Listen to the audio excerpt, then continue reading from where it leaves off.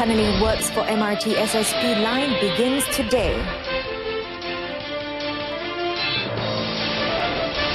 Lorry driver claims trial in death of family of 4.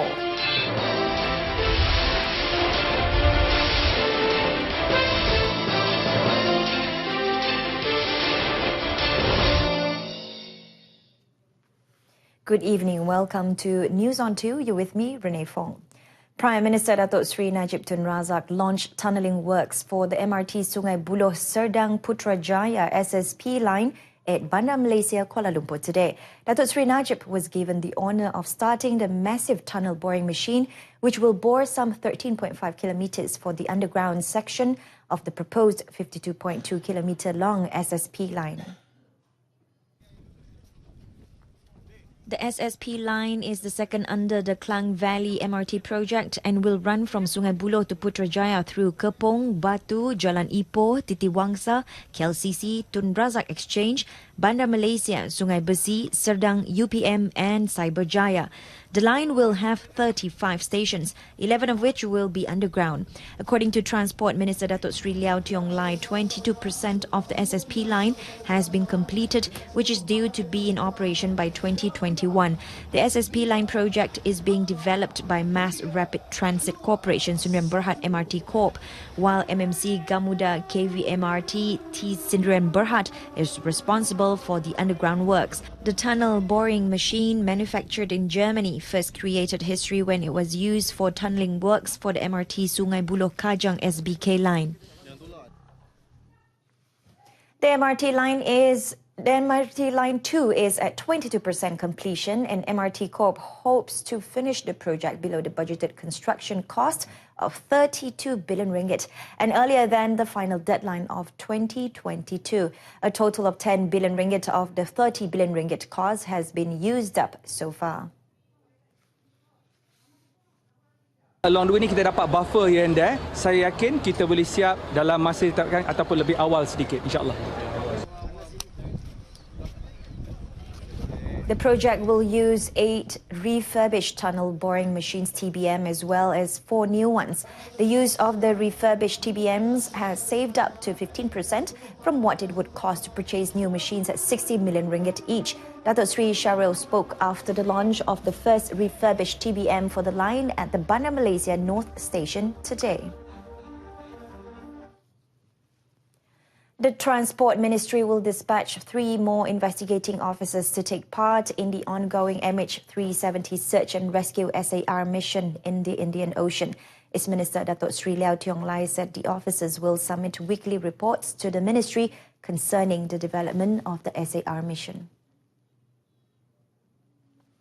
Ini adalah satu misi yang cukup sukar kerana kedalaman laut ini amat dalam. It's about 6 kilometer deep. So kita nasib baik melihat bahawa kecanggihan alat-alat yang ada dalam kapal ini cukup baik. They have 8 this UVA under autonomous vehicle. So ini yang dapat membantu kita lah untuk mencari. Commenting on another matter, Datuk Seri Liao said he was satisfied with the outcomes of the recent Ops Selamat and Ops Bersepadu involving several agencies in line with the National Blue Ocean Strategy. The cooperation proved successful in reducing the number of fatalities during the Chinese New Year holiday period. A 25-year-old lorry driver pleaded not guilty at the Gerik Magistrates Court to a charge of reckless driving, which resulted in the death of a family of 4. On December 10th last year, the accused Muhammad Reda Adnan was driving his lorry along kilometre 31.3 Jalan Kuala Kangsar, Gerik, when the accident happened. According to the charge sheet, he was said to have been driving in an impulsive, reckless and dangerous manner in which to have caused the death of Ismail Yaqub, 54, Noor Ain Hafiza Ismail, 23, and 2 9-year-olds, Noor Ain Hanifah and Muhammad Hanif. The accused could be sentenced a minimum 2 years to a maximum 10 years in prison and fined between a minimum of 5,000 ringgit to a maximum of 20,000 ringgit upon conviction. Muhammad Riada was unrepresented and the court set bail at 9,000 12,000 ringgit, with one surety and his driving license suspended. The case remention is on May 4th. A man pleaded not guilty today at Gerik Magistrates Court to a charge of causing the death of his friend last month. The accused, Muhammad Fitri Osman, 26, made the plea after it was read to him before Magistrate Raja Shahril Anwar Raja Banyamin. According to the charge sheet, the accused had negligently fired a shotgun which caused the death of Muhammad Hanif Mat Zabidi, 24, while they were out hunting on February 18th. The offence took place at Sungai Tera Forest along the Gerik Kupang Highway. The accused was charged under Section 304A of the Penal Code with causing death by negligence, which upon conviction carries a maximum jail sentence of 2 years or a fine or both. The accused was allowed bail of 12,000 ringgit with one surety. Meanwhile, in the same court, the accused's friend Muhammad Azaili alias 31 also claimed trial to a charge under Section 8 subsection A of the Arms Act 1960 for possession of firearm and bullets. Prosecution was led by Deputy Public Prosecutor Muhammad Azfar Mahmud, while the accused were without counsel. Court has set April 2nd for case remention for both cases. Coming up in our business segment, Action Plan Malaysia's commitment on human rights.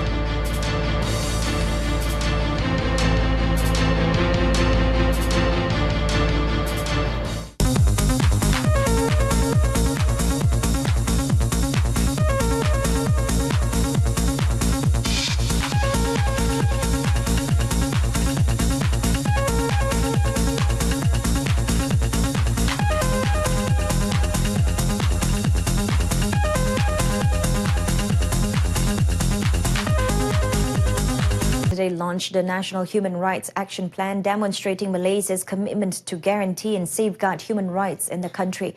He said the NHRAP would become a solid foundation in transforming the government efforts to strengthen human rights in the country. The plan, Datuk Sri Najib said, was also formulated through a bottom-up approach in line with the agenda and vision of the National Transformation 2050 (TN50), which had gathered the people's views, feedback and aspirations in ensuring the success of its implementation. Lebih membanggakan lagi, NHRAP yang dibangunkan ini merupakan satu plan yang komprehensif dengan mengambil kira aspirasi rakyat dan berdasarkan acuan Malaysia. Malah ia juga selari dengan agenda dan visi transformasi nasional atau TN50.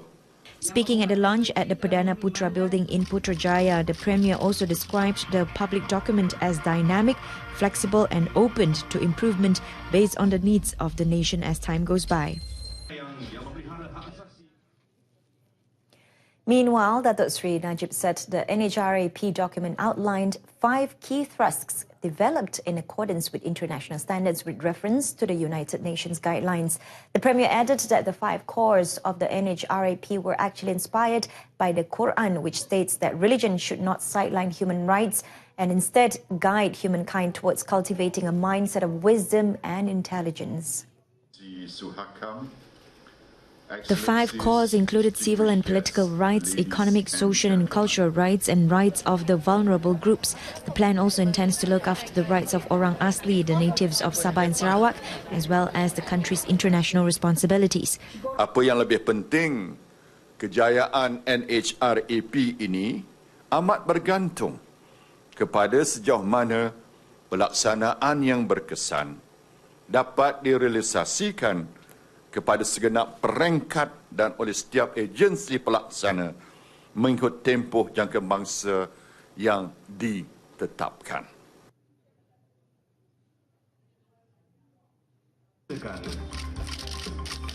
Following the launch, Datuk Sri Najib announced 3 mechanisms to kick off the NHRAP, one of which was the creation of a smartphone application to obtain feedback from the people on the implementation of the plan. Kedua, kerajaan juga telah bersetuju menubuhkan satu high-level committee yang bertanggungjawab bagi memantau pelaksanaan NHRAP. Ketiga, melantik pihak berkecuali yang bersesuaian, antaranya daripada kalangan civil society bagi mengumpul serta menganalisa maklum balas awam yang diterima terhadap pelaksanaan NHRAP. The Prime Minister also expressed confidence that the NHRAP could boost the performance and image of the country, especially in terms of economic development and efficient and credible governance, to enable it to become a high-income advanced economy and be among the 20 best and most advanced countries of the world by 2050. The Education Ministry has allocated 2.5 billion ringgit to repair dilapidated schools nationwide using the Industrialised Building System IBS for the next 2 years. Its Minister Datuk Seri Mat Zee Khalid said the allocation will benefit almost 2,000 schools which needed repair works done to their infrastructure, so that students will have a more comfortable and conducive place to learn. Kebanyakan sekolah yang telah dibina lebih daripada 25 tahun. So kita kena ada kekuatan lah untuk mencari peruntukan bagi membuat maintenance. Sebab maintenance ni penting. Kalau you ada penyelenggaraan, dia boleh bertahan 2-3 tahun, 4 tahun. Tapi kalau maintenance tu tak ada maintenance, dia rosak dan bila nak buat balik tentu kos dia agak mahal. Met in Labuan today, the Minister had also announced a 3.7 million ringgit allocation for maintenance works in Labuan, as well as a 15 million ringgit allocation to convert the teachers' quarters into classrooms for Form 6 students. Deputy Prime Minister Datuk Seri Dr. Ahmad Zahid Hamidi has reminded leaders appointed as Education Minister not to change the basics of the National Education Policy just to leave a legacy. He said whoever became the Education Minister must not use the multiracial background in Malaysia as a pretext to modify the policy. Anak-anak kita menjadi bahan uji kaji dan akhirnya bongkok mereka lebih awal sebelum usia. Kerana beban-beban yang dibawa bukan hanya sekadar beban pemikiran tetapi beban buku yang membongkokkan mereka.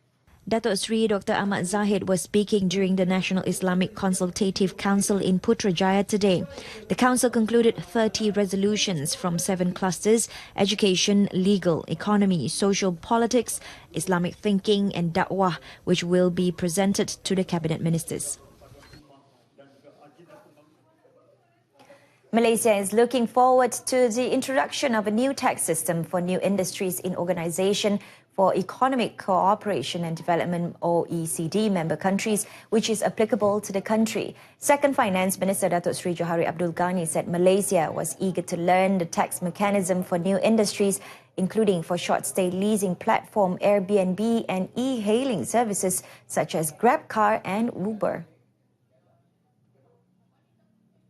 Kita sedang belajar daripada mereka. We are waiting for the mechanism yang diorang ada.